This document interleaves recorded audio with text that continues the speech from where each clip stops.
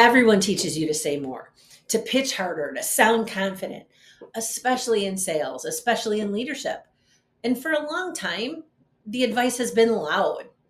Speak fast, fill the silence, prove your value early, control the room before someone else does. And for a while, that advice worked. Energy was rewarded, urgency was praised, speed was mistaken for competence. And if you talked quickly and confidently, people assumed you knew what you were doing. Silence felt dangerous, pauses felt like weakness. Momentum was everything. Here's the problem with that. That advice quietly trains people to panic under pressure. And pressure is where conversations are actually won or lost. This is the part nobody tells you. When pressure shows up, your brain doesn't get sharper, it gets louder. Your thoughts speed up, your mouth starts moving before your thinking finishes forming, and you start stacking explanations, and you start answering questions that no one asked. You start filling the space just to feel in control. And you do that not because you're bad at this, not because you're unprepared. It's because pressure hijacks judgment. I see this constantly. I see it with experienced agents walking into listing appointments. I see it with leaders running meetings. I see it with professionals who absolutely, positively know better. The moment the stakes feel high, calm disappears. Instead of listening, they start performing. Instead of asking one clean question, they ask 5 back-to-back questions with no pause. Instead of letting silence do its job, they rush in to rescue the moment. And what they don't realize is that the other person feels that rush immediately. It feels like pressure. Here's a real example. Picture a listing appointment where the seller says, "We're thinking about waiting a bit. We're just not totally sure yet." Under pressure, the agent launches into a monologue with market stats and interest rates and why waiting is risky and what other sellers are doing right now, how the market could shift. All true, all logical, and all overwhelming. The seller stops listening and they start bracing for impact. A calmer response sounds very different. It sounds like, "That makes sense. What's making you hesitate right now?" Then silence. That pause feels uncomfortable for the agent, but powerful for the seller because now the seller is thinking instead of defending. Here's another example. A team member says, "I'm not sure if this is the right direction." The panicked response is to explain the strategy again, probably louder, to justify the decision, to sell the vision. A calm response is, "Help me understand what part doesn't feel right." That one sentence lowers defenses instantly. Calm doesn't shut conversations down, it opens them up. This is why calm is winning right now.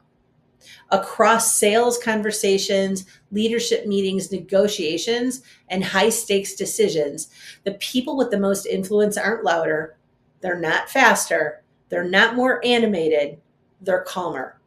Calm does something urgency never will. It creates safety. And safety is where decisions, they actually happen. Here's where people get confused. Urgency feels productive. Calm feels risky. Urgency feels like movement. Calm feels like you might lose momentum. So people default to urgency because it makes them feel useful. They tell themselves they're being decisive, proactive, and on top of things. But urgency doesn't create clarity. Urgency creates resistance. When a conversation feels rushed, people don't lean in. They brace. They protect their position. Even if they nod along, internally they're pulling back. Calm, it sends a different signal. Without saying it out loud, calm communicates something powerful. There's no rush here. You're not being cornered. You're not being pushed. We can think through this. That signal lowers defenses instantly. And when defenses drop, real conversations begin. This is where calm gets misunderstood. Calm doesn't mean passive. Calm doesn't mean quiet. Calm doesn't mean unsure. Calm sounds confident. Calm sounds like someone who doesn't need to force a decision because they trust their process. They trust their questions and they trust their conversations first. Here's another moment you might recognize.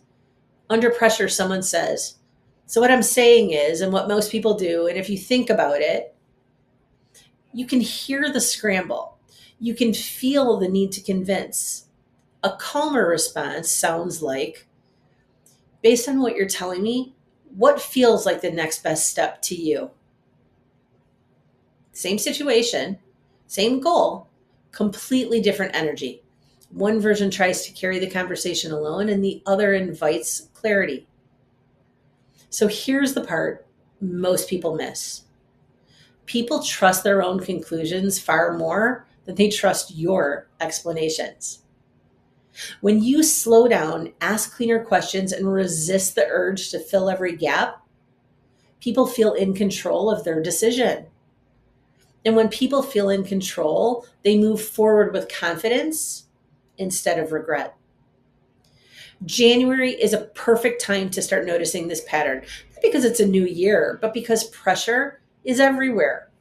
Goals, deadlines, expectations, everyone feels like they should already be further along. That pressure leaks into conversations. It changes tone, it changes pacing, and it changes outcomes. So here's the real question. When pressure shows up in your conversations, do you speed up or do you steady the room? Because the calmest person in the conversation usually has the most influence. Not the loudest, not the fastest, not the one who talks the most. Calm isn't passive, it's controlled leadership. And right now, calm wins.